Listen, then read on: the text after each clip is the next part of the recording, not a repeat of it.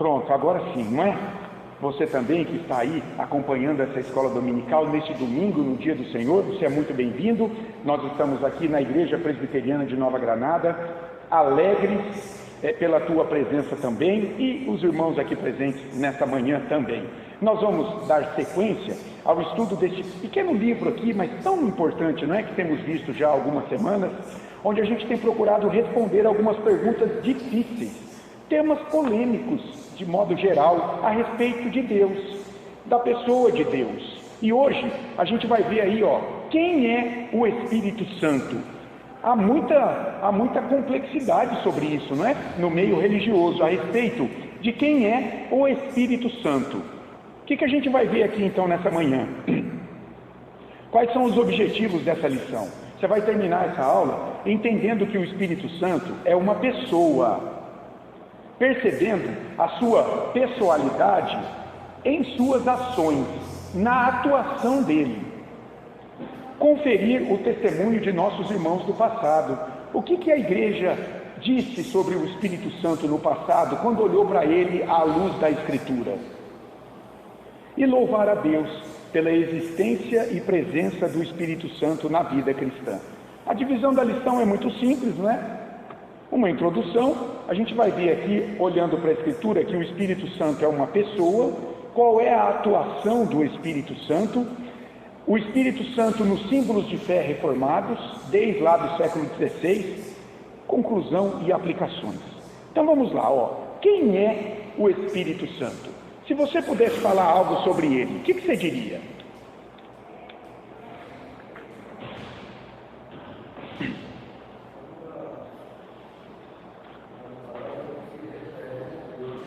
É Deus. Isso, é um modo de falar sobre Deus. O que mais? Consolador. Ele é um consolador, não é? Será que ele é uma força ativa de Deus? É uma energia em movimento na terra a serviço de Deus, de Jeová? Os testemunhos de Jeová creem assim, por exemplo, que ele é uma força de Deus. Ele é uma força ativa de Deus na terra. Será que ele é um anjo maior que Miguel e Gabriel e que esteve com Maomé lá naquela caverna, na Revelação? Os islâmicos, os muçulmanos, eles creem assim, que o Espírito Santo, dentro da hierarquia angelical, ele está acima de Miguel e Gabriel. É um super anjo. E ele esteve lá com Maomé naqueles dias. Será que ele é uma força divina que conecta o indivíduo com o divino, como diz o hinduísmo, de maneira muito geral, né? Eles dizem que é uma força divina que conecta o indivíduo, a sua centelha divina, com o divino. Será que é isso? É a ação dos bons espíritos guias, sob a providência divina que conduzem os seres humanos, como os espíritas, o kardecismo defende, que ele é o espírito que está assim, dentro de uma gama de espíritos de luz, espíritos guias que vieram do passado e até de outros mundos, e que hoje, pela providência divina, está conduzindo o homem, se revela ao homem. Será que é assim o Espírito Santo? Você acha que o Espírito Santo é uma pessoa como o Pai e o Filho, ou ele é uma força vital divina? Você consegue vê-lo, tocá-lo, senti-lo, cheirá-lo, ouvi-lo? Qual o papel do Espírito Santo na vida da igreja? Qual o papel dele na vida da igreja? Ele tem primazia? Ele vem para se destacar? Ou ele vem para destacar a obra de Jesus? Isso é interessante também a gente pensar, porque hoje, dependendo da denominação, é dado um destaque ao Espírito Santo, e o Pai e o Filho meio fica aqui escanteado. Você já sentiu a presença do Espírito Santo em sua vida? Como foi? Nós vamos ver no final, vai pensando aí.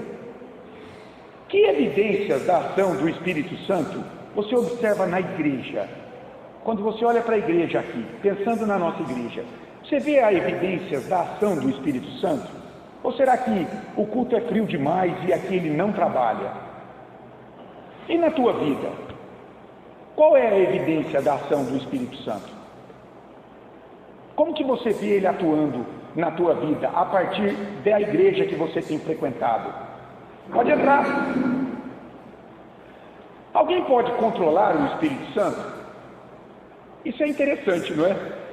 Outro dia eu passei em uma igreja e tinha uma faixa escrito assim, ó: dia tal, final da semana de jejum tal, venha para o avivamento que acontecerá. E eu fiquei pensando, Senhor, bom dia crianças, podem entrar lá. Venha para o avivamento que acontecerá. Não há problema a gente tendencionar, a gente querer isso, mas você dizer que vai acontecer, será que a gente não está querendo controlar a ação do Espírito Santo? Será que ele pode ser controlado assim? É possível alguém pertencer a Cristo sem ter o Espírito Santo? Isso também é interessante, porque em muitas denominações você pode pertencer a ela sem ter o Espírito Santo, que vai vir depois como uma segunda bênção. Então, primeiro você é convertido de alguma forma, depois você vai se esforçar para que o Espírito venha sobre você. A segunda bênção, que é comprovada com alguns dons espirituais. Mas será que é possível alguém pertencer a Cristo, ser convertido antes, sem ter o Espírito Santo? Umas coisas esquisitas que a gente vê e que muitas pessoas até vão na Bíblia para dizer, está aqui, ó, tá vendo? Aconteceu e acontece da mesma forma hoje. Mas será que isso é mesmo verdadeiro? Primeiro, a gente vai ver aqui, a partir de onde? A partir da Escritura. Por que a partir da Escritura? E não daquilo que nos contaram, e não daquilo que eu sinto. Por que eu vou ver o Espírito Santo como uma pessoa, eu vou entender a atuação dele a partir da Escritura? Porque é na Escritura que ele se revela. Quando você quer conhecer alguém, você não tem que caminhar com essa pessoa, você não tem que conhecê-la, você não tem que participar de momentos com ela, você não tem que ouvi-la. Pois bem, onde é que nós conhecemos o Espírito Santo? Onde é que ele se revelou com autoridade? Onde é que vimos a ação dele com autoridade? É na Escritura.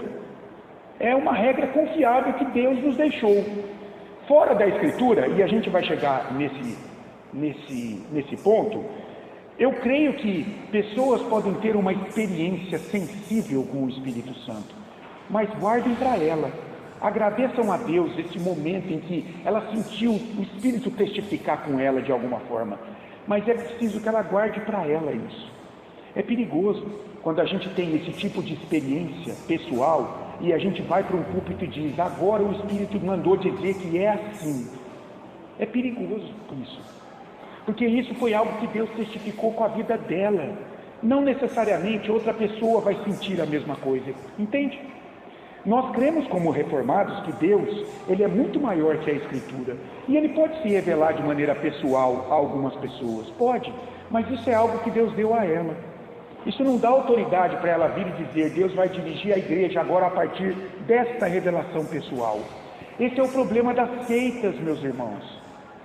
Pode até ser que de fato aquele que foi alcançado pela graça de Deus e teve uma revelação do Espírito, pode até ser que isso seja do Espírito, mas isso não dá o direito dele dizer, agora eu vou criar uma igreja a partir dessa doutrina, porque isso destoa da Bíblia, onde o Espírito Santo está se revelando, porque a seita, de maneira geral, ela traz doutrinas extra-bíblicas que conflitam com outras da Bíblia, e a Bíblia não pode ter confusão, ela tem que ser um todo harmônico, coerente, ela não pode se contrariar. São 66 livros que falam a mesma verdade sobre Deus. Então, é perigoso. A gente vai ver então a partir da Escritura, tá bom? O que é o Espírito Santo, tá? Se você teve uma experiência particular com Deus, com Ele, graças a Deus, agradeça a Deus.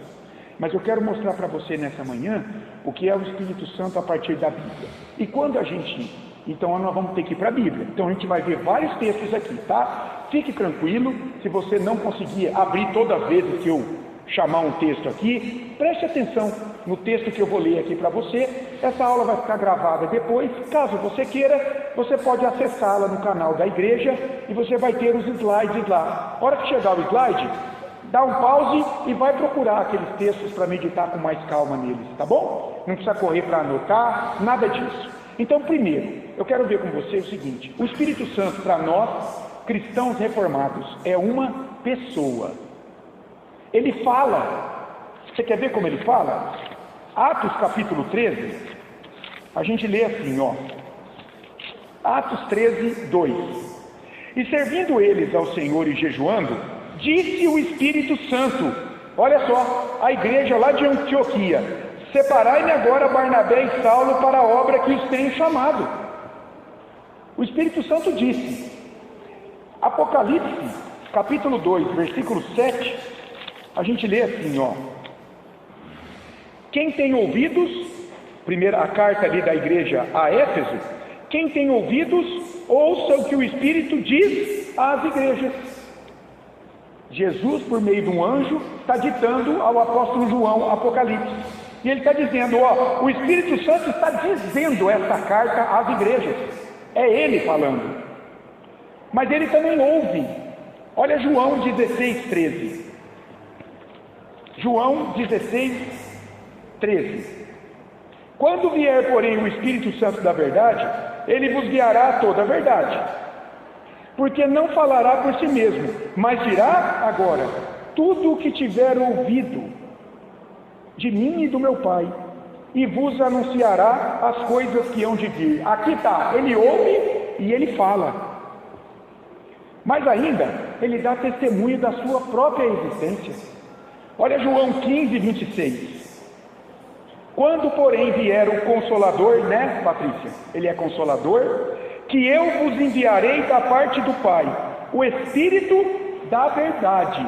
Então, ó, o Espírito Santo, ele dá testemunho da sua existência e de que existe a verdade revelada por ele, que dele procede. O Pai envia o Espírito Santo. Esse Espírito dará testemunho de mim. Agora olha o capítulo 16, versículo 14 de João. Ele, o Espírito Santo, me glorificará, porque há de receber do que é meu. Veja, ele vai ouvir agora. Primeiro ouviu o Pai, agora ouviu o Filho, e vou-lo há de anunciar. E vai falar para vocês, para a igreja. Romanos, agora vamos fechar com Romanos 8, 16. Ó, o próprio Espírito testifica, dá testemunho com o nosso Espírito de que somos filhos de Deus. Olha, para ele ouvir do Pai e do Filho e falar à sua igreja, para ele testemunhar com o nosso Espírito que somos filhos de Deus, ele precisa ser real, ele precisa existir. Então, ele dá testemunho da sua própria existência. Mas ainda, ele tem vontade soberana. Ele não está adstrito à vontade dos homens. Não, ele tem uma vontade soberana. Em Atos 16, 6, a gente lê assim. Ó, e percorrendo a região frígio-gálata, Paulo está lá, né? Na viagem missionária dele. Ele queria ir para um lugar. Olha o que aconteceu. E percorrendo na região frígio-gálata, tendo sido impedidos pelo Espírito Santo de pregar a palavra na Ásia. Bom dia, crianças. Pode entrar lá, a professora já está lá, viu? Defrontando Mísia, tentavam ir para a Bitínia, mas o Espírito de Jesus não o permitiu. Olha que interessante, né? O Espírito Santo sendo chamado de Espírito de Jesus, de Espírito de Deus em outro momento, porque ele procede do Pai e do Filho, mas é uma pessoa distinta do Pai e do Filho. Mas por que pode ser chamado de Espírito de Deus e Espírito de Jesus? Porque na essência é o mesmo Deus. É Deus único, em três pessoas. Está vendo que verdade maravilhosa sobre o Espírito Santo, que muitos desconhecem? Agora olha Atos 15, 28. Tem vontade soberana. Pois pareceu bem ao Espírito Santo e a nós não vos impor maior encargo além dessas coisas essenciais.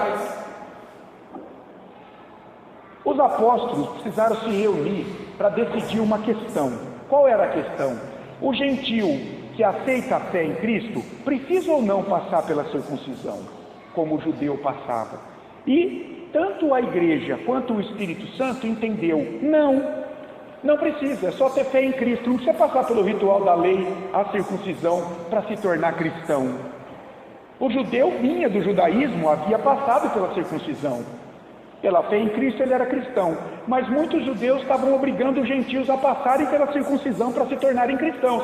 Os apóstolos disseram: não precisa, basta crer em Cristo como Senhor e Salvador. Então, o versículo 28, quando foi lida essa decisão às igrejas, eles entenderam: pareceu bem ao Espírito Santo e a nós, apóstolos.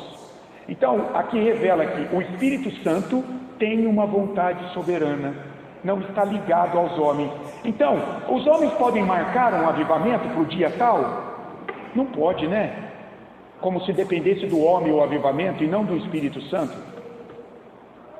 Além disso, o Espírito Santo pode ser alvo de mentira, gente. Olha Atos capítulo 5, um episódio muito conhecido, não é? Com um casal, Ananias e Safira, tentaram enganar Deus. Atos 5, de 3 a 4. Será que dá para enganar Deus? Olha o que a gente lê em Atos 5, de 3 a 4. Então disse Pedro: Ananias, por que encheu Satanás teu coração para que mentisse ao Espírito Santo, reservando parte do valor do campo?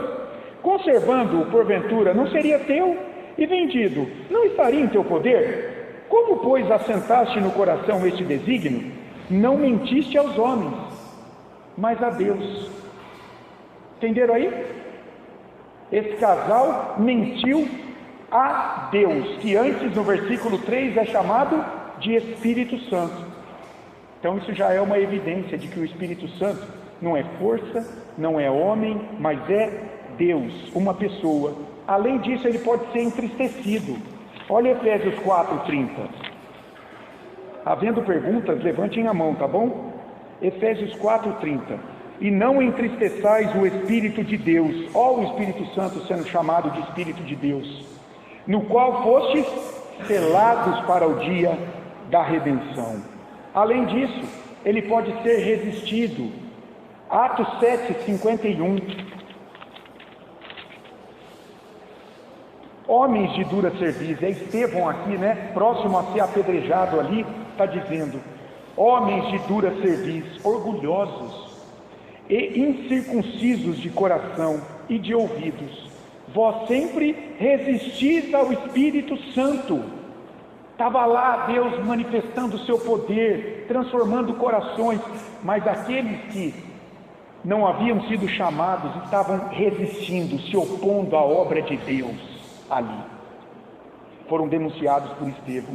Mas veja, ele é uma pessoa, ok? Mas ele não é uma pessoa comum. Por quê? Porque ele é Deus, irmãos. Acabamos de ler ali Atos 5, de 3 a 4, né? Ananias e Safira. Pedro está dizendo que eles mentiram não aos homens, mas a Deus. E se você olhar o versículo 3, Deus ali é o Espírito Santo, porque foi ao Espírito Santo que eles mentiram. Então ele não é uma pessoa comum, ele é Deus. Bom, então, se ele é Deus, primeiro, ele é Espírito. João 4:24. Jesus diz assim sobre Deus: Deus é Espírito. Deus Pai, Deus Filho, na eternidade. O Deus Filho foi visto em carne, quando se encarnou em Jesus. Mas o Deus Pai, o Deus Filho e o Deus Espírito eterno, eles são Espírito. Espírito. Se o Espírito Santo é uma pessoa e é Deus, ele é eterno como Pai. Hebreus 9:14 diz isso. Hebreus 9:14. Muito mais o sangue de Cristo, que pelo Espírito eterno. Na minha tradução, Espírito está com E maiúsculo, porque o escritor está se referindo ao Espírito Santo, que é eterno. A si mesmo se ofereceu sem mácula a Deus, purificará a nossa consciência de obras mortas para servirmos ao Deus vivo. Além de tudo, se ele é Deus, ele é onipresente, ele está em todo canto ao mesmo tempo. como o Salmo 139 nos mostra.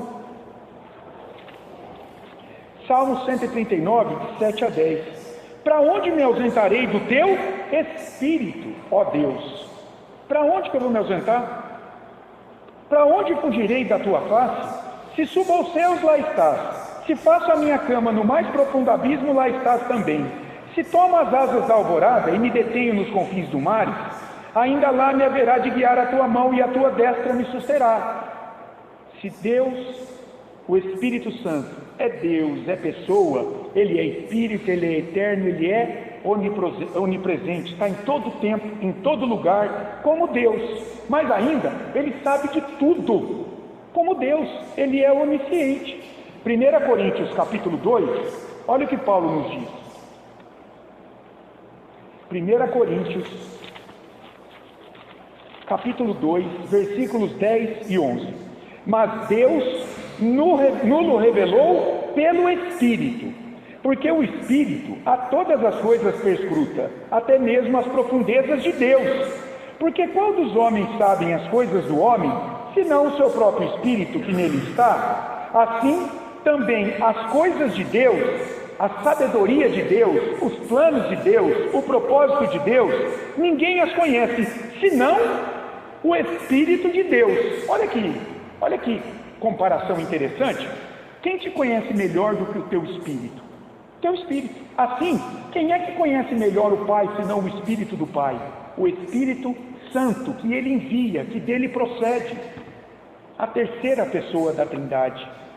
Então, Ele é onisciente. Por quê? Porque se Ele é Deus, se Ele vem do Pai, e o Pai é onisciente, Ele também é onisciente.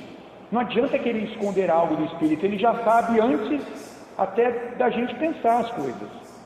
Ainda, Ele é criador de todas as coisas, Ele não é criatura, Ele é criador, Ele está na categoria do Pai, do Filho. Olha Gênesis 1, 2. No princípio, criou Deus os céus e a terra, porém, estava sem forma e vazia. Havia trevas sobre a face do abismo, e o Espírito de Deus pairava por sobre as águas. E disse Deus: haja luz, e houve luz. E aí vem toda a criação, por meio do Logos, o Verbo de Deus, e do Espírito de Deus. Está vendo? O mesmo Deus, Pai, Filho e Espírito, trabalhando na criação. Então ele está em outra categoria. O Espírito Santo não é criatura de Deus, ele é Deus eterno, ele é criador, como o Pai e o Filho. Tudo bem até aqui? O Espírito Santo é uma pessoa, ele fala, ouve, ele testemunha da sua própria existência, ele é um espírito eterno, onipresente, onisciente, ele é criador e não criatura. Mas ainda assim, para a gente entender um pouco o que é o Espírito Santo, nada melhor do que olhar para aquilo que ele faz na história. A realidade dele é vista na sua ação na história humana. Então, primeiro, o que faz o Espírito Santo quando a gente olha para a Escritura e para a história, para a nossa própria história de transformação? Você é crente, você teve a atuação do Espírito Santo na tua vida. Então, primeiro, ele dá discernimento espiritual da vida com Deus. É ele que nos dá essa noção de que há uma vida com Deus, uma vida prescrita por Deus. 1 Coríntios 2, de 12 a 13. Olha o que Paulo nos diz. Ora, nós não temos recebido o Espírito do mundo, e sim o Espírito que vem de Deus, para que conheçamos o que por Deus nos foi dado gratuitamente. O que Deus nos deu gratuitamente? A cruz do seu Filho, para nossa salvação. Como é que nós conhecemos isso? Pelo Espírito dele, está escrito aí. Disto também falamos, não em palavras ensinadas pela sabedoria humana, mas ensinadas pelo Espírito. Está vendo Espírito com E maiúsculo aí? É o Espírito Santo, conferindo coisas espirituais com coisas espirituais. Então essa sabedoria de Deus, ou seja, que Ele salva pecadores pela fé no Cristo crucificado, veio de Deus por meio do Espírito dele. Está vendo aí? Discernimento espiritual da vida com Deus. Quem é que traz para a vida humana? É a sabedoria do homem? Paulo vai dizer, de jeito nenhum. É a sabedoria que foi dada pelo Espírito de Deus. Ainda, essa atuação do Espírito produz a confissão de fé. Olha 1 Coríntios 12, versículo 3. Olha o que Paulo diz aqui. Por isso vos faço compreender que ninguém que fala pelo Espírito de Deus, que tem o Espírito Santo, afirma o seguinte: anátema Jesus, quer dizer, maldito seja Jesus. Quem tem o Espírito Santo jamais vai dizer isso. Por outro lado, ninguém pode dizer Senhor Jesus, senão pelo Espírito Santo. Então, se você é crente e confessa Jesus como teu Senhor e Salvador, sabe de onde veio isso? Da habitação do Espírito Santo em você, porque é Ele que produz essa tua confissão de fé. É isso que Paulo está dizendo aqui. Ainda, o Espírito Santo atua para tornar alguém propriedade de Jesus. Sela, Romanos 8, 9. Nós pregamos isso, né? A semana passada. Olha o que diz Paulo. Portanto, Romanos 8, 9. Vós, porém, não estáis na carne, mas no Espírito, se de fato o Espírito de Deus habita em vós. E se alguém não tem o Espírito de Cristo, esse tal não é dele. Ou seja, existe crente sem o Espírito Santo? Existe discípulo de Jesus sem a habitação do Espírito Santo? Existe verdadeira conversão sem o Espírito Santo? Não. É Ele que torna alguém propriedade de Jesus. Ainda, Ele conduz o pecador a obedecer a Deus. Olha Ezequiel 36, 27. A profecia famosa para o povo lá no exílio, né? Está dizendo sobre o Pentecostes. Vai haver um tempo em que Deus vai derramar o Espírito Santo sobre a igreja. E daí vocês vão me obedecer. Olha Ezequiel 36, 27. Porei dentro de vós o meu Espírito, e farei que andeis nos meus estatutos, guardeis os meus juízos e os observeis. Dito de outro modo, alguém pode buscar obediência a Deus sem ter o Espírito Santo? Não dá.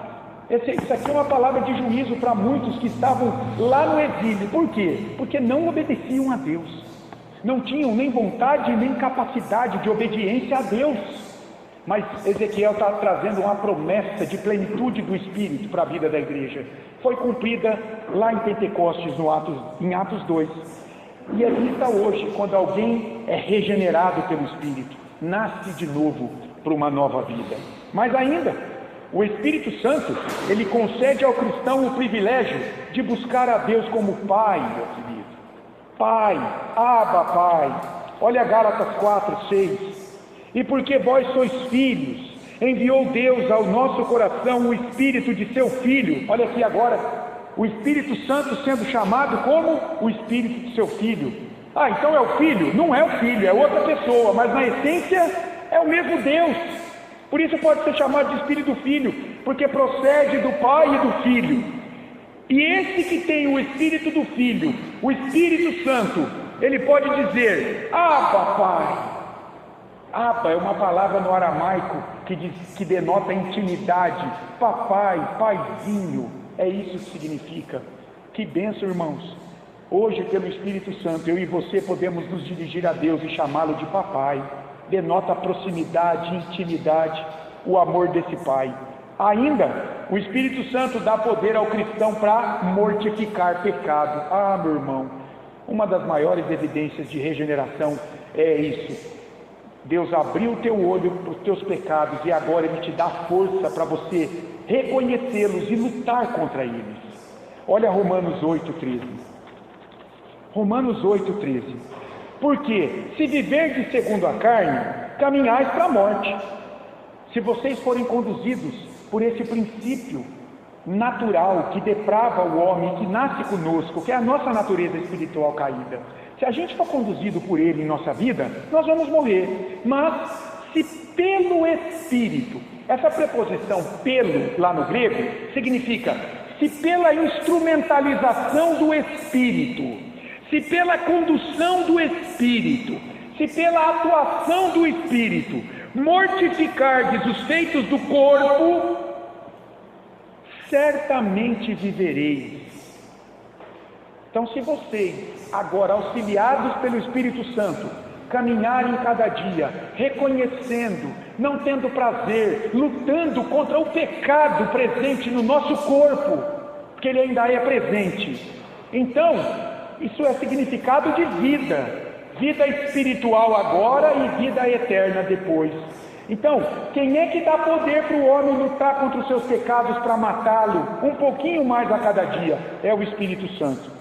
Ele ainda guia os filhos de Deus nessa vida. Olha Romanos 8,14 aí, o versículo seguinte: pois todos os que são guiados pelo Espírito de Deus são filhos de Deus. Todos os que são conduzidos nessa vida pelo Espírito Santo, na mortificação de pecados, na confissão de que Jesus é Senhor e Salvador, são filhos de Deus. Então, não são filhos de Deus aqueles que não são conduzidos, habitados pelo Espírito Santo.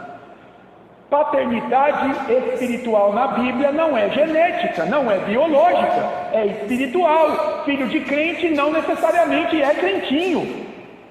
Você nasceu numa família cristã, não necessariamente você vai ser cristão. Tem que haver uma obra espiritual regenerando você e derramando o Espírito Santo sobre você. Aí você vai ser conduzido pelo Espírito de Deus, pelo Espírito Santo.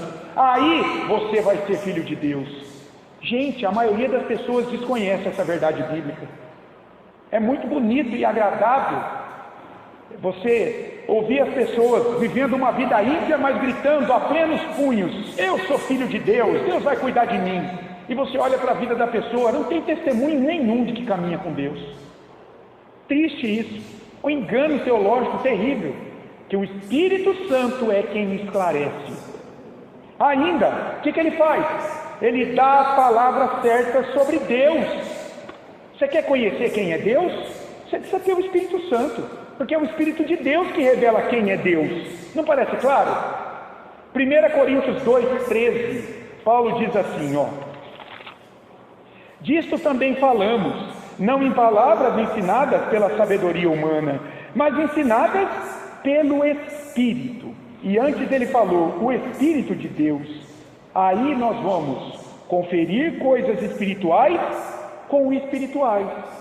Se você olhar o contexto dessa passagem aqui de 1 Coríntios 2, Paulo está dizendo assim: o homem natural, sem o Espírito de Deus, ele não pode conhecer as coisas de Deus. Por quê? Porque elas se discernem, se compreendem espiritualmente. Ora, se você não tem o Espírito Santo, que vem da parte de Deus, como é que você espiritualmente vai saber quem é Deus?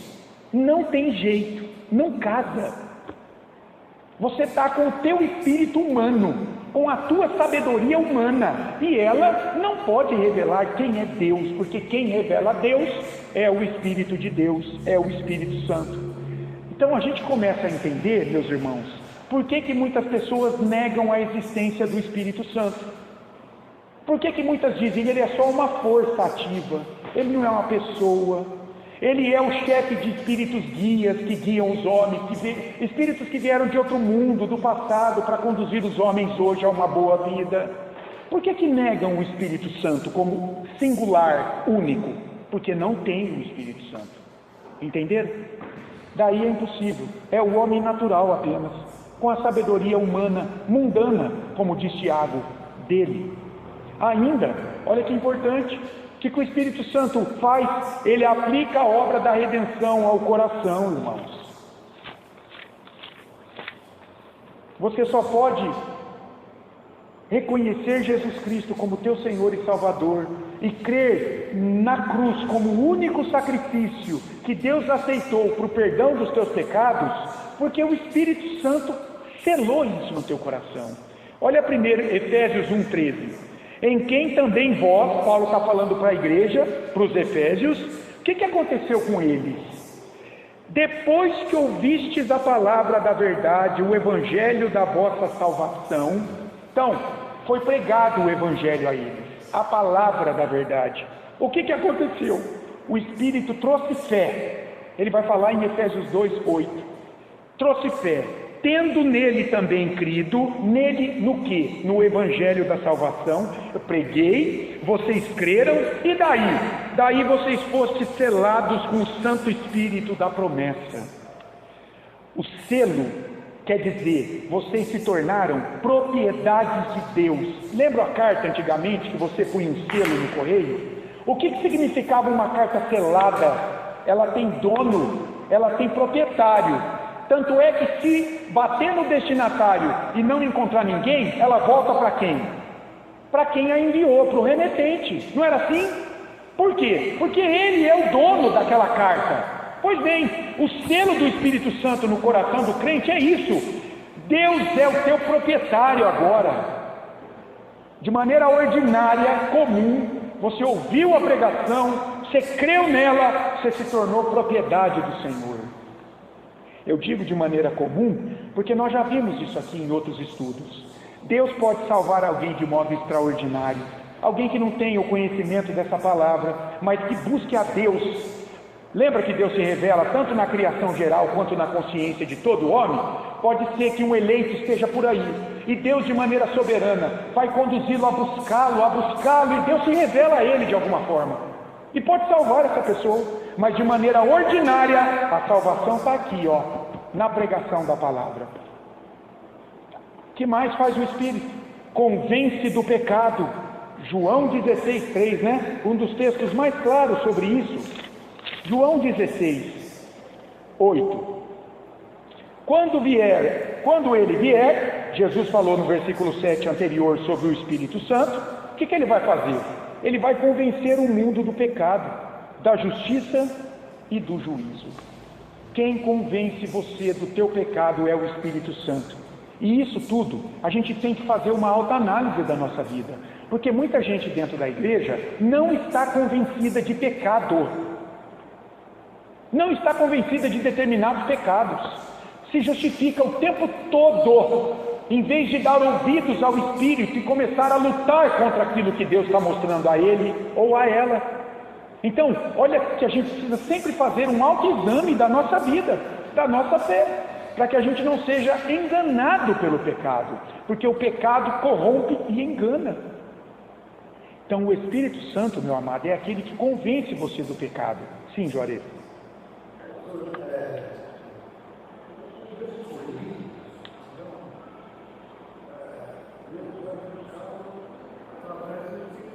Exato. Vem para cá. Não escapa, a graça é irresistível. É irresistível, Juarez. Juarez, eu nunca quis ser pastor, eu já falei isso. Nunca quis ser cristão. Eu estava lá acomodado na minha religião, mas Deus quis.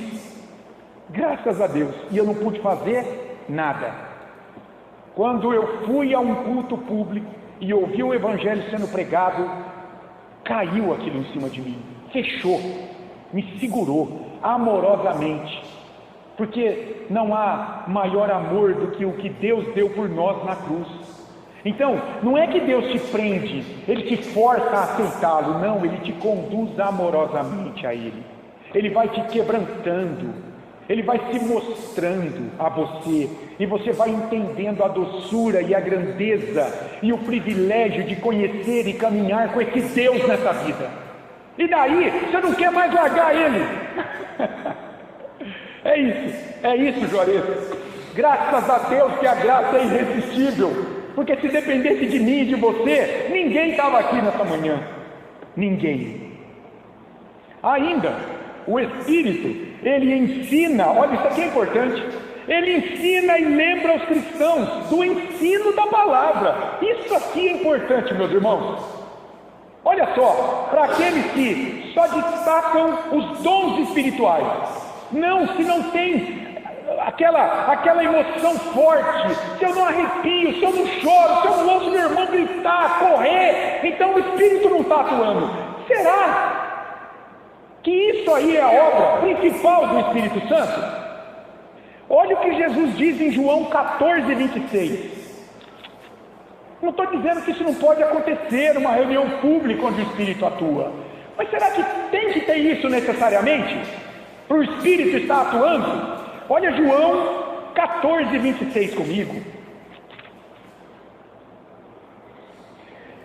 Vamos ler o 25 também? Isto vos tenho dito, estando ainda convosco. Jesus está dizendo, Ele é o Consolador, não é? Dos discípulos naquele momento. O Espírito Santo não foi derramado, Pentecostes não aconteceu. Jesus estava na plenitude do Espírito como o Consolador na vida dos discípulos naquele momento. Mas Ele ia embora. Capítulo 14 é justamente o consolo do Senhor para a igreja. Olha agora. Mas o Consolador, o 26, o Espírito Santo, a quem o Pai enviará em meu nome, o que Ele vai fazer na vida da igreja? Esse vos ensinará todas as coisas. Que coisas? O que eu tenho ensinado a vocês até agora. E mais, vos fará lembrar de tudo o que vos tenho dito.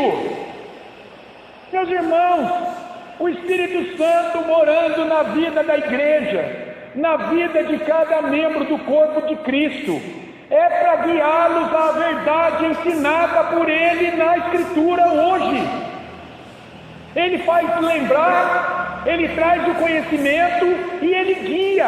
Então, quando o pecado vem para cima da igreja, o que o Espírito Santo faz na vida de um cristão verdadeiro? Ele traz o ensinamento e a palavra ao coração dele, que ele tem aprendido na pregação, que ele tem aprendido no estudo bíblico. Olha que importante Jesus está dizendo aqui.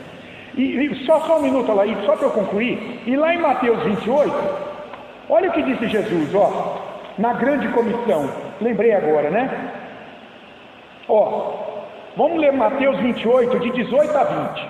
Jesus, aproximando-lhe, falou-lhes dizendo, está falando para os discípulos, ele já havia ressuscitado: toda a autoridade me foi dada no céu e na terra.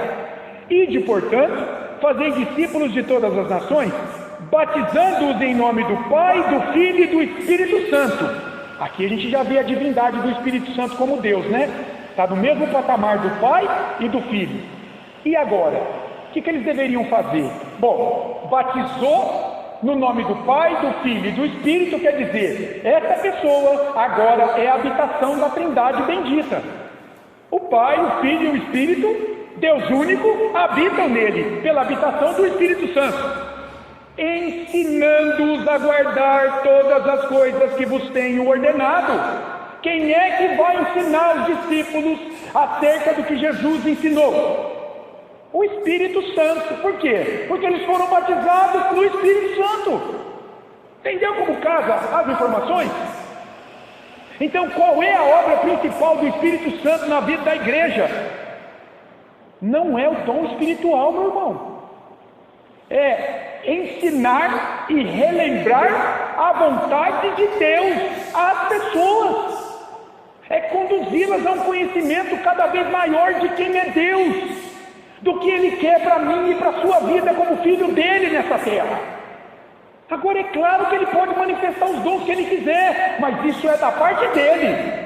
Isso não é evidência de que Ele está agindo, como se aqui, num culto reformado, você não vê aquele dom, aquele outro dom, aquele milagre, aquela cura, aquele testemunho. Ora, então o Espírito Santo não está agindo? Como que não? Se a palavra está sendo ensinada, se Ele está gravando isso na tua mente e no coração, para que você tenha poder para lutar contra o pecado na tua vida depois, quem é que vai trazer tudo isso para a tua vida? Essa é a obra nobre do Espírito Santo. Nós vamos ver aqui que é apontar para a cruz de Cristo, que é glorificar o nome de Cristo. Tanto é, meus irmãos, que a blasfêmia contra o Espírito Santo, lembra? Nós já vimos aqui, o pecado imperdoável, que não tem perdão. A blasfêmia contra o Espírito Santo. A razão dela, sabe qual é? Vocês sabem. É justamente atentar contra a obra redentora de Jesus, que é feita no poder do Espírito Santo. A blasfêmia contra o Espírito Santo, no final, é um afrontamento contra a obra de Cristo, que é realizada no poder do Espírito Santo. É Cristo quem está sendo deixado de lado, rejeitado por aquele que diz assim: eu conheço Jesus, sei o que Ele fez, mas eu não quero nada com Ele. Opa! Se a pessoa morrer nesse pecado, blasfemou contra o Espírito Santo. Em última análise, não é contra o Espírito, é contra a obra de Jesus. que é trazida pelo Espírito Santo. Portanto, o Espírito Santo, ele vem não para se exaltar dentro da igreja, ele vem para revelar e glorificar o Filho de Deus. Pode falar, Laís.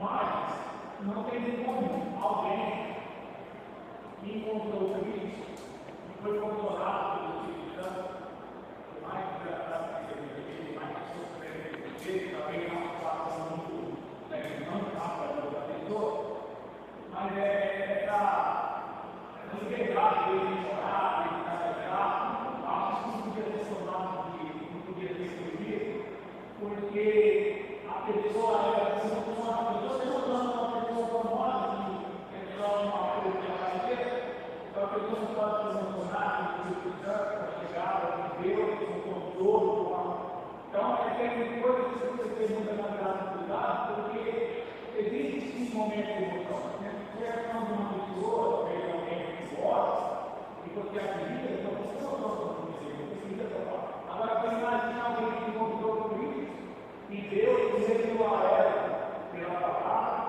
e pelo Espírito Santo também é consolador e tal. E no momento que Deus está falando, por mais difícil, mais muitas vezes, Deus está perdoando ele, Deus está salvando ele. Então não tem como ele falar, não tem como ele se emocionar, não tem como ele ultrapassar esse momento ali, porque é muito Sim. Agora, só uma aquela falta de Deus, que ela teve que dizer, para ter a parte que eu vou entrar. Agora, também foi de alguém que se emocionar com Cristo, com a presença do Espírito Santo, a carne, tudo é limite, isso também, né? Porque tem pessoas que realmente precisam de um controle, de um abraço do Espírito Santo, que os homens não abraçam, né? Então, Deus que cuida, Deus que faz tudo, a gente tem que ser trabalhar com Deus. Eu acho que esse bom senso da igreja, para mim, contra a igreja pentecostal. Eu tenho que tomar muito cuidado com isso, porque eu não vou dar o Deus, e ele tem que ser o Deus, que eu falo, mas ele recebe qualquer coisa. E aí, a necessidade da salvação que está tocada, por isso que Ok. Irmãos, ainda a atuação do Espírito Santo, ele ensina a verdade. Olha comigo João 16:13. Olha o texto. Quando vier, porém, o Espírito da verdade, o que ele faz? Ele vos guiará a toda a verdade, porque não falará por si mesmo, mas dirá tudo o que tiver ouvido de quem? Do Pai e do Filho, e vos anunciará as coisas que hão de vir. Olha o 14. Ele, o Espírito Santo, me glorificará. Está vendo aí a obra do Espírito glorificando o Filho? Porque há de receber do que é meu e vou-lo-á de anunciar. Então o Espírito Santo ensina a verdade. E essa verdade, Jesus falou, eu sou o caminho, a verdade e a vida. Então, o Espírito Santo ensinar a verdade significa revelar Cristo, revelar a obra de Cristo na vida do adorador. Ainda, ele consola e conforta a igreja, irmãos. Olha João 14, 16, 17. E eu rogarei ao Pai, e ele vos dará outro Consolador. Por que outro Consolador? Porque naquele momento o Consolador é Jesus. A fim de que esteja para sempre convosco. O Espírito da verdade, que o mundo não pode receber, porque não o vê, nem o conhece. Vós o conheceis, porque ele habita convosco e estará em vós. Ele consola a igreja. Atos 9:31 também é um texto bem interessante. Atos 9:31. A igreja, na verdade, tinha paz por toda a Judéia, Galiléia e Samaria, edificando-se e caminhando no temor do Senhor, e no conforto do Espírito Santo crescia em número. Então o Espírito Santo é o que consola e conforta, mas ele ainda dá certeza da presença de Deus na vida do crente. Olha 1 João 3,24. Primeira carta de João, capítulo 3, versículo 24. E aquele que guarda os seus mandamentos, permanece em Deus e Deus nele. E nisto conhecemos que ele, Deus, permanece em nós. Como que nós sabemos que Deus permanece em nós? Pelo Espírito que nos deu. Então, o Espírito Santo na presença do cristão dá a certeza de que Deus está com ele e vai conduzi-lo, aqui dentro do contexto, a buscar obedecer aos mandamentos, não para ser salvo, mas como resposta de gratidão pela salvação. Ainda, olha que maravilha, o que vai fazer o Espírito? É ele que vai ressuscitar o corpo físico dos cristãos lá no retorno de Cristo. Romanos 8:11, Paulo diz assim, Romanos 8:11: se habita em vós o Espírito daquele que ressuscitou a Jesus dentre os mortos, quem foi? O Espírito de Deus. Ele vai falar em Efésios isso. Esse mesmo que ressuscitou a Cristo Jesus dentre os mortos, o que ele vai fazer com vocês? Vivificará também o vosso corpo mortal, hoje um corpo que vai para a sepultura, por meio do quê? Do seu Espírito que em vós habita. Então Deus, por meio do seu Espírito, por meio do Espírito Santo, ele vai ressuscitar o corpo físico do cristão na parousia, no retorno de Cristo. Ele também faz com que um pecador se torne membro do corpo de Cristo, a sua igreja. Olha aqui, aquela união mística, né? Os teólogos chamam de uma união mística do cristão com Cristo quando ele é ressuscitado espiritualmente. É o Espírito Santo que faz isso. Ali, no batismo com o Espírito Santo, na regeneração espiritual, ao unir essa pessoa a Cristo. 1 Coríntios 12, de 12 a 13. 1 Coríntios 12, de 12 a 13. Porque assim como o corpo é um e tem muitos membros, e todos os membros, sendo muitos, constituem um só corpo, assim também com respeito a Cristo. Pois em um só Espírito, todos nós fomos batizados em um corpo, quer judeus, quer gregos, quer escravos, quer livres. E a todos nós foi dado beber de um só Espírito. Está vendo? Um só Espírito, um só corpo. O mesmo Espírito nos une no mesmo corpo. E corpo aqui é o corpo de Cristo, é a igreja. Então é o Espírito Santo que faz um pecador se tornar membro do corpo de Cristo, da sua igreja. Ainda, ele confirma a sua presença na vida do crente pela produção do fruto. Está aí a evidência da habitação do Espírito na vida de alguém, se essa vida produz frutos dignos de arrependimento. Gálatas 5, 22, 23. Mas o fruto do Espírito é amor, alegria, paz, longanimidade, benignidade, bondade, fidelidade, mansidão, domínio próprio.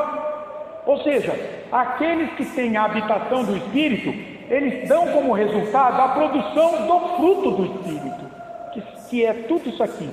E por fim, ele concede dons espirituais ao cristão para edificar a igreja. 1 Coríntios capítulo 12, né? O capítulo em que Paulo vai falar dos dons espirituais. E ele vai dizer ali, 1 Coríntios 12, de 4 a 11. O versículo 4 diz: ora, os dons são diversos, mas o Espírito que concede esses dons é o mesmo. Depois ele diz assim, no 11: mas um só e o mesmo Espírito realiza todas essas coisas, concedendo todos esses dons, distribuindo-os como lhe apraz, segundo a sua vontade. Que a gente já viu que uma das características pessoais do Espírito Santo é que ele tem uma vontade soberana a cada um individualmente. Então, os dons espirituais na igreja são concedidos pelo Espírito Santo também.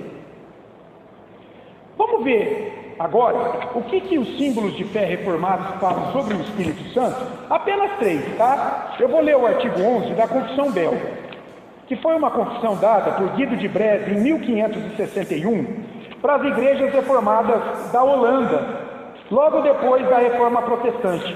Havia necessidade de guiar o povo de Deus a respeito das principais doutrinas bíblicas. Então foi feita essa confissão belga, uma espécie de catecismo reformado. E lá no artigo 11, o Guido de Bresse, quando olhou para a Bíblia, olha o que ele viu sobre o Espírito Santo. Cremos e confessamos também que o Espírito Santo procede do Pai e do Filho desde a eternidade. Ele não foi feito nem criado nem gerado, mas procede de ambos. Na ordem, ele é a terceira pessoa da Trindade, de igual substância, majestade e glória com o Pai e com o Filho, verdadeiro e eterno Deus, como nos ensinam a Sagrada Escritura. Ainda, a pergunta 53 do Catecismo de Heidelberg. O Catecismo de Heidelberg é outro símbolo de fé reformado, que foi feito em 1563 por alguns servos do Senhor para guiar os crentes na região da Alemanha. E a pergunta 53 diz assim,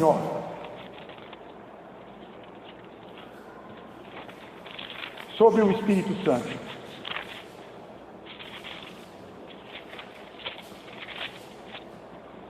O que você crê sobre o Espírito Santo? Resposta: primeiro, creio que ele é verdadeiro e eterno Deus com o Pai e o Filho. Segundo, que ele foi dado também a mim.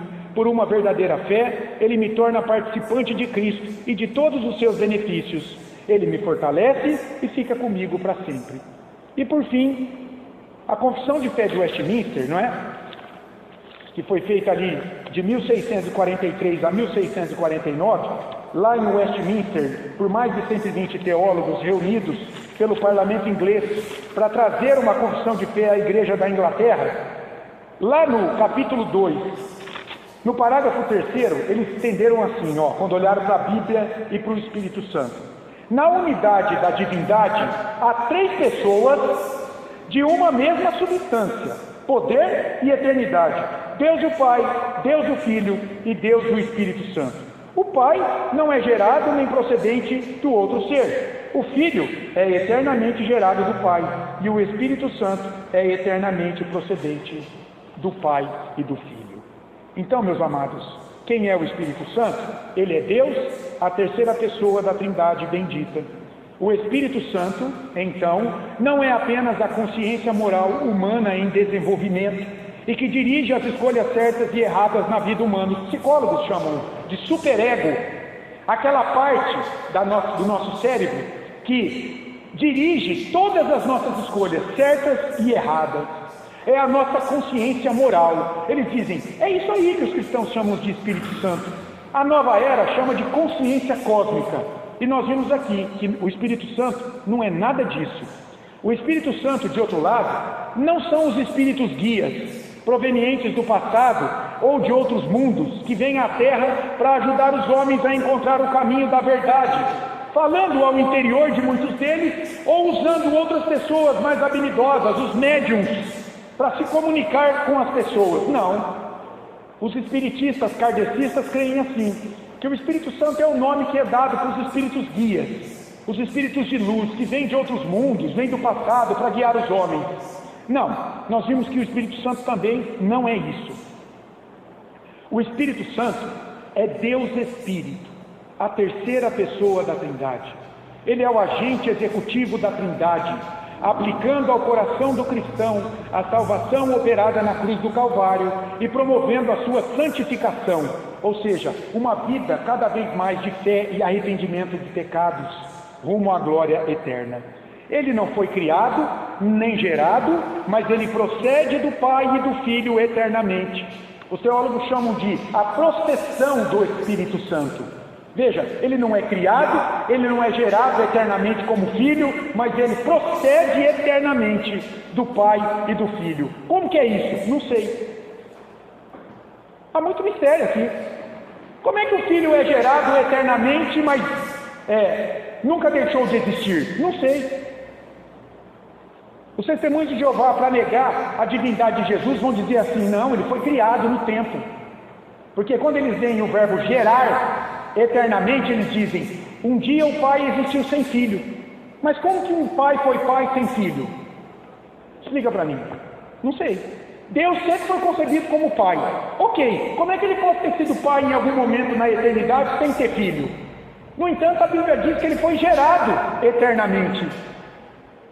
Ele sempre existiu com o Pai e juntamente com o Espírito. Agora, não dá para explicar isso nos meandros. Sabe por quê? Porque nós somos pecadores. Porque nós não somos Deus. Porque a nossa razão, a nossa capacidade de entendimento é caída. É marcada pelo pecado ainda. E muitas vezes a gente quer racionalizar o nosso pecado e não o nosso entendimento pleno do que é Deus ou do que é a vida com Deus. E a gente quer dar um jeitinho de explicar racionalmente o nosso pecado.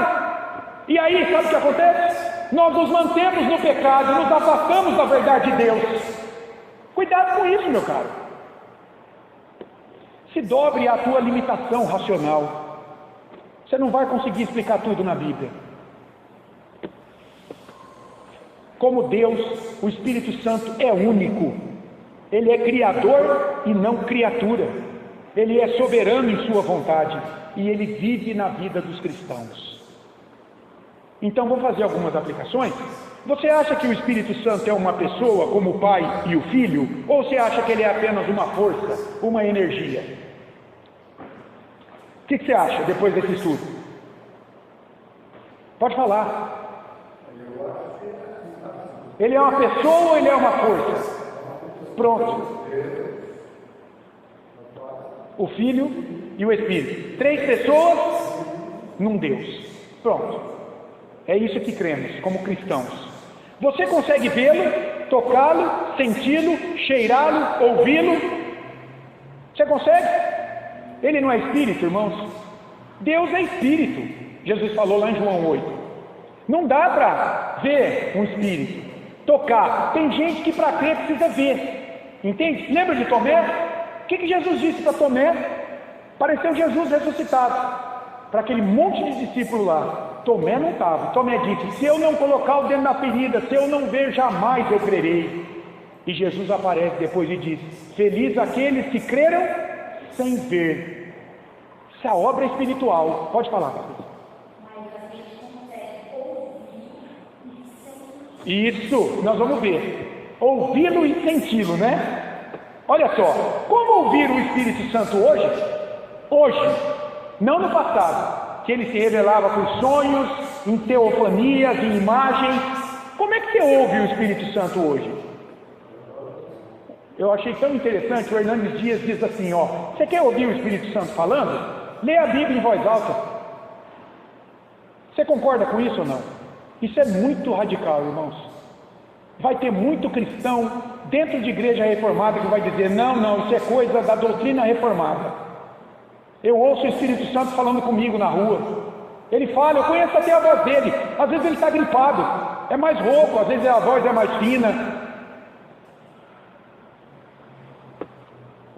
Olha o que Pedro diz. Deixa eu tentar mostrar alguma coisa para você.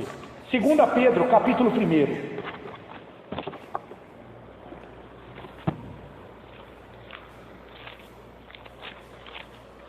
Segunda Pedro, capítulo 1, versículos 20 e 21. Olha o que diz o apóstolo Pedro, que foi usado pelo Espírito Santo para trazer a palavra profética de Deus. Sabendo primeiramente isto, que nenhuma profecia da Escritura provém de particular elucidação, não vem da imaginação do homem. Ah, Deus mandou dizer isso aqui, ó, estou sentindo isso. É o Espírito Santo que está falando.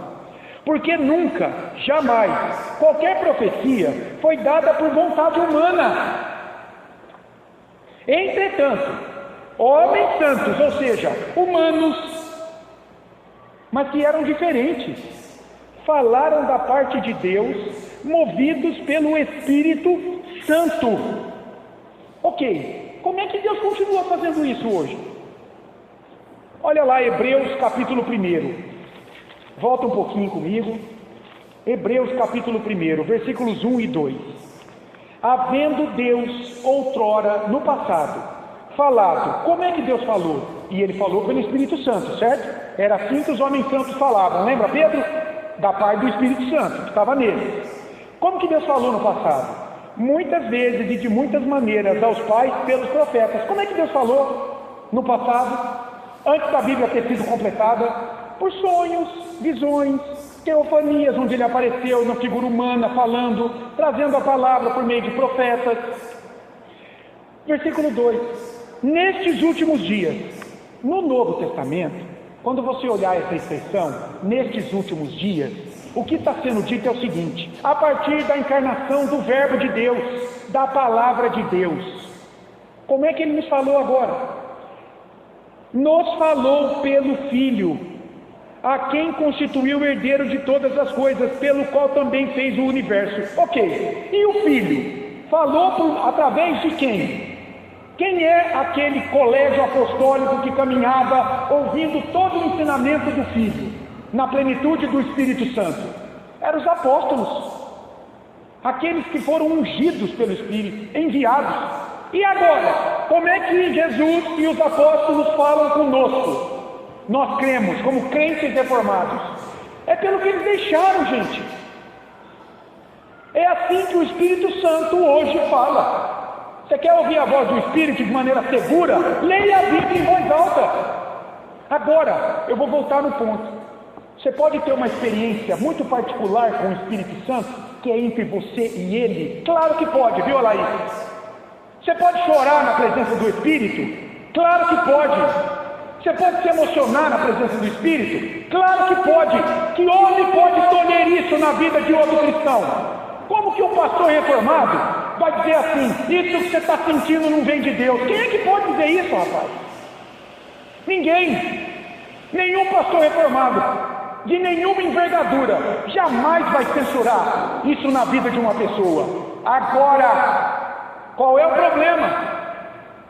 O problema é a pessoa dizer: eu só sinto o Espírito se eu chorar, se eu me emocionar. Esse é o problema, e é isso que é explorado em igrejas. Então, num culto reformado, ele diz: todo mundo frio, é sorveteriano, não é presbiteriano. Vocês não têm o Espírito Santo, porque ninguém aqui arrepia, ninguém chora o tempo todo, ninguém é levado a se emocionar. O que nós não queremos é dar vazão ao pecado, porque o pecado engana, destrói, corrompe, vai confundir emocionalismo com vida com Deus o tempo todo. Porque o homem gosta de dizer: hoje eu saí empoderado porque eu arrepiei, eu chorei, eu sofri, eu tremi. Não, nós não cremos que isso é evidência do Espírito Santo o tempo todo. De outro lado, nós não tiramos a tua liberdade de chorar na presença de Deus. Longe de nós isso. Entendeu isso, meu irmão? Então, irmãos, olha só, Hebreus capítulo 1, versículos 1 e 2. Como é que Deus nos fala hoje? Nós cremos como crentes reformados. Não é necessariamente pelo choro, pela emoção. Você não vai ver, você não vai tocar, você não vai ouvir uma voz, você não vai sonhar, você não vai vir no público e dizer: eu sonhei, então Deus está mandando você agir assim. Nós não cremos assim. Nós não cremos. Nós cremos que Deus fala pela palavra do Filho, que ensinou os apóstolos, que deixou registrado na Escritura. É assim que Deus fala, vírgula.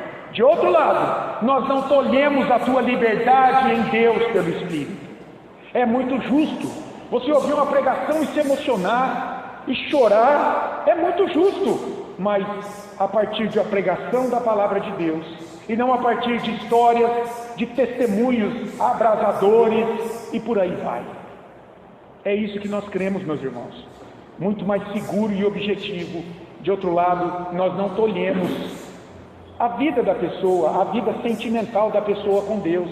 Você é livre para chorar, você é livre para se arrepiar aqui, não há problema nenhum, viu? Você pode manifestar tudo isso e Deus seja louvado. É a tua vida com o Senhor. Agora, não vem me dizer que se você não sente isso, então o Espírito não está agindo. Não, aí você não entendeu ainda a doutrina reformada. Como guardar-se das heresias, das mentiras, dos erros sobre Deus? Como é que a gente se guarda disso, irmãos? Julgando todas as coisas à luz das Escrituras, que é a profecia final de Deus, dada pelo Espírito Santo. Olha 2 Timóteo 3,16. Toda a Escritura é inspirada por Deus e útil para quê? Para que Deus deixou a Escritura? Nós precisamos conhecê-la. Para o ensino, para a repreensão, para a correção, para a educação na justiça, em fazer o que é certo Isso é justiça aqui, de Caiocine. Agora, o que é certo à luz de quem? Essa é a pergunta aqui. A Escritura inspirada foi deixada para nos educar a caminhar corretamente. À luz de quem? Do que uma denominação? Da placa da igreja? Do que os homens ensinam? Ou do que Deus revelou na palavra dele sobre o que é a vida diante dele? Está vendo, irmãos? É por isso que no século XVI, quando os reformadores chegaram lá, eles viram uma igreja cheia do quê? Cheia de homens, cheia de doutrina humana, cheia de emocionalismo, cheia de venda de indulgência, cheia de venda de salvação por um pedaço da cruz de Cristo, que se você está no bolso, você está salvo. Eles falaram, está errado. Nós temos que voltar para a Bíblia, regra objetiva de fé e prática. Olha que desafio é hoje, irmãos, pregar somente a palavra. O homem gosta de exaltar suas emoções dentro da igreja. Os reformadores entenderam, tem que conter esse espírito. Isso não necessariamente vem de Deus. Tem que conter isso, tem que voltar para a Bíblia. Aqui você vai conhecer o Pai, o Filho, o Espírito Santo. Cuidado com isso. O que diz Jeremias 17? O coração é o quê? O mais corrupto de todos os órgãos. Não é corrupto, é o mais corrupto. Tem que tomar cuidado com o coração, ele engana e destrói. Qual o papel do Espírito Santo na vida da igreja? Ele tem primazia ou ele vem para destacar a obra redentora de Jesus? Jesus já respondeu lá em João 16, de 13 a 15. Deus daria o Espírito Santo para que Cristo fosse glorificado, para que o que ele ensinou fosse lembrado. Está lá em João 16, de 13 a 15. O Espírito Santo, ele não vem para ser destacado na igreja, não, ele é humilde, ele vem para apontar para a obra de Jesus Cristo. Você já sentiu a presença do Espírito Santo na tua vida? Se você já sentiu, como é que foi? Você quer compartilhar? Como?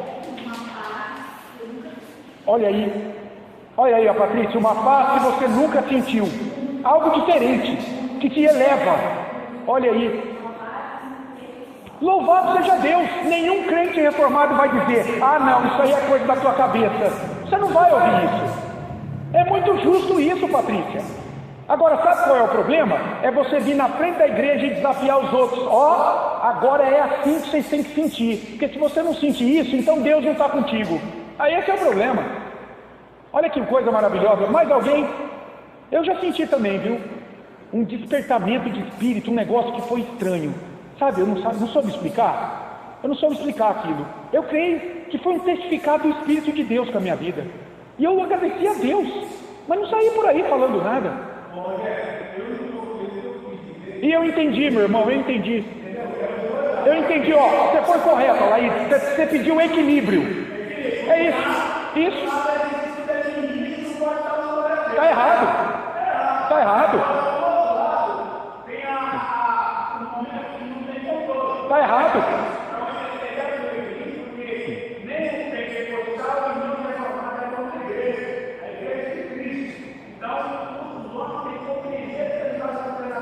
Isso. A gente tem que respeitar a experiência particular de outra pessoa. Sim. O que Deus está fazendo na vida dele, isso é muito particular. Exato. Todo mundo vai prestar contas diante do tribunal de Cristo. É isso mesmo, está certo. Está correto, claro. Tem que ter alegria, gente. Nós estamos salvos da morte. Não, é verdade. Em muitas igrejas reformadas, se você der um glória lá no meio, irmão, é quase uma heresia. Eu posso falar isso aqui, não tem problema depois se o pastor for assistir, que é verdade. Outro dia eu ouvi um presbítero dizer isso. Meu irmão tem um pastor lá em Rio Preto, eu amo muito ele, mas ele gosta de, glória a Deus. Quando ele faz isso, eu fico olhando, tem gente que faz assim, mas o que é isso? Qual o problema? Mas tem lugar que é assim, gente. Exato. Então, não há problema, a gente respeita a tua experiência com Deus, graças a Deus por isso, né? Alguém pode controlar o Espírito Santo? Esse é outro ponto. Ninguém controla a atuação do Espírito Santo, né? Como a Laís explicou. É possível, agora, gente, ninguém controla a atuação do Espírito Santo, vírgula. mas ele vai atuar respeitando o que ele revelou, porque senão ele vai confundir a igreja. Ele não pode fazer algo que ele não revelou aqui, senão ele vai confundir a igreja. E às vezes eu fico pensando, será que as pessoas não param para pensar, por que Deus deixou isso aqui? Por que Deus resolveu manter essa palavra há mais de 3.500 anos aqui ainda hoje? É o livro mais lido ainda no mundo. Por quê? Se não é para o povo conhecê-lo, se não é para ser regra de fé e prática da igreja, então para que serve isso? Se não serve para isso, joga fora! Como falou Luigi Francesconi, o criador da congregação, lá no início do século XX, ele ouviu uma voz lá um dia orando num sonho: joga fora o livro e a teologia. Foi assim que nasceu essa seita. Não serve para nada, joga fora! E ele era presbiteriano, vocês acreditam? O Luigi Francesconi. Ele ouviu, ó o perigo. Falaram para ele numa oração: joga fora o livro e a teologia, não serve. Eu vou falar com você pessoalmente agora. Não é assim até hoje lá? O pão quentinho deles? Eu posso dizer isso com muito respeito, porque é a doutrina deles. Gente, o que é isso? O que é isso? Sim.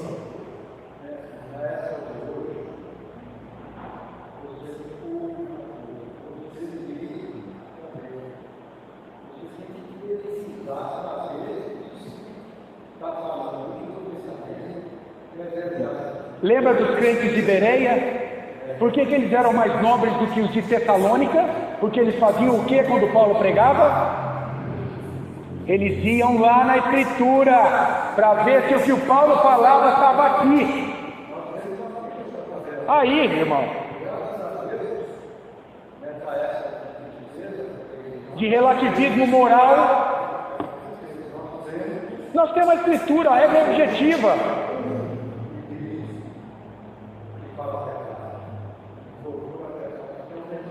Isso é uma bênção, irmãos. Isso.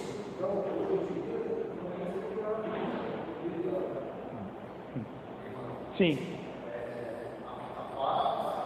Isso. Isso aí. Isso. E a gente fica buscando outras coisas, né? É possível alguém pertencer a Cristo sem ter o Espírito Santo?